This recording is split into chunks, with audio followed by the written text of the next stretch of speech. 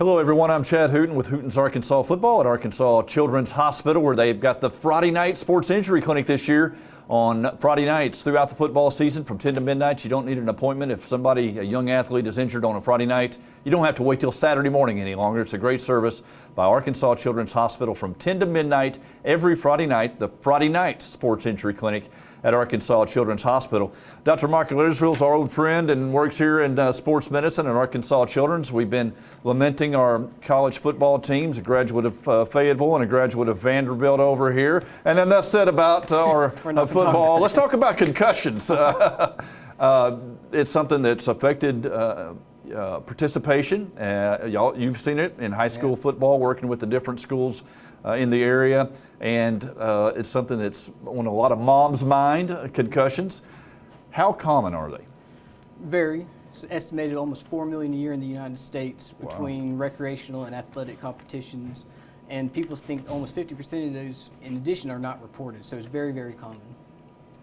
So how many would that be on a football team like Little Rock Central in a year? What would that kind of equate to, putting you on the spot a little bit? So we estimate injury every 10 to 12 athletes, so you expect a team of 70, 80 guys to have 6 to 7 per year statistically. Wow.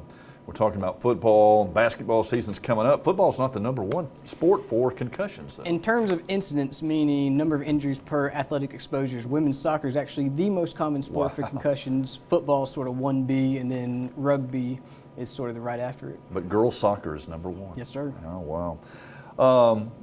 How do concussions most often happen? What can you do to prevent them, or can you? So it's tough to completely prevent any activity. We've seen golfing concussions, we've seen bowling concussions. So any activity could potentially have a head injury.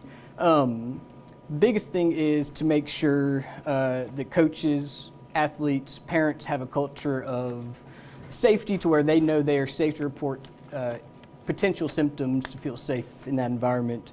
We don't want athletes or coaches minimize the symptoms just because they want to play. Also making sure that we have protocols and rules for each league. AAA does a great job about concussion protocols, but some of our recreational leagues don't have quite as developed concussion protocols. Yeah. What should a parent or someone do if they suspect if their child or a young person has concussion symptoms? Sure. First thing, if they're playing, they need to be pulled. It's better to be safe than sorry. If after an athletic event, if there's concern, the biggest thing is watching for 48, 72 hours. Worsening, headaches, vomiting, dizzy, nausea, or worsening mental status, they need to be evaluated immediately. And be talking with their coaches. Exactly. Even these youth coaches that probably aren't as well educated. Sure. Parents should go ahead and visit with them about that. Yeah, an open line of communication between coaches, athletes, athletic trainers is very important. Yeah. And the recovery time on a concussion? Varied. We see kids that we think are going to be out weeks are fine the next day. We think kids that are fine are out for 4 to 6 weeks. So it's very different based on each situation. And so we never give kids a timeline.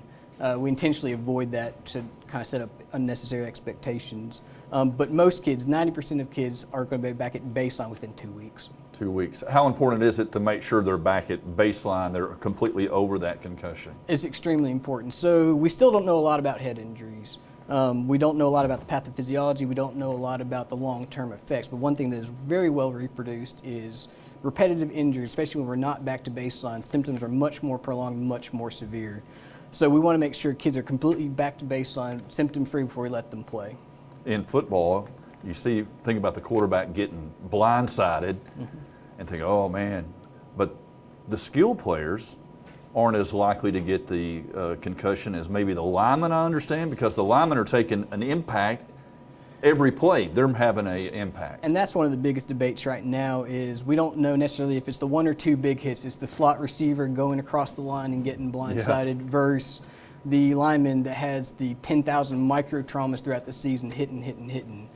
So in terms of the long-term effects, we're not sure if, again, it's that big bad impact or just playing for 5 years. This is a little off script we hadn't planned, but Corey Weir and I were at Arkansas Children's talking about, that the there used to be the thought that if you had a concussion, you were more likely to get another, but that may not be the case now. Not necessarily. More of the research is getting going in terms of long-term effects, that it's just the lifetime exposure. So just because you've had one incident where we were out for weeks does not necessarily make you more predisposed than your teammate that's had no injuries. That being said, we always want to be cautious, but that doesn't necessarily mean you're more likely down the road. And definitely get back to the baseline. Make sure Absolutely. that you're over that Yes, one sir. before you get back into. How do you get a concussion in bowling?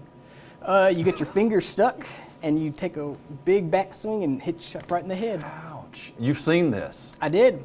Wow. How are they Logo doing? on the forehead. It was awesome. How are they doing? He's fine. He made What it. pound ball was that? I did not ask. I did not ask.